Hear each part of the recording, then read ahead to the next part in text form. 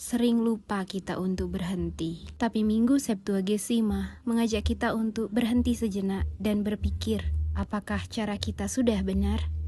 Dalam khotbah di bukit, Yesus tidak menyebut bahagia sebagai hasil dari kekuatan, tetapi kerendahan hati.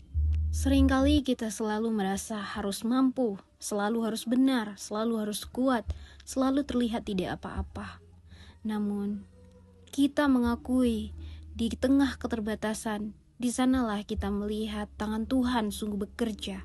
Ternyata ya, bahagia bukan soal memiliki segalanya, melainkan tentang menyadari bahwa tanpa Tuhan, kita bukan apa-apa. Sudahkah hari ini kita bermegah atas kemampuan dan hebat kita? Sudahkah kita merendahkan diri hari ini?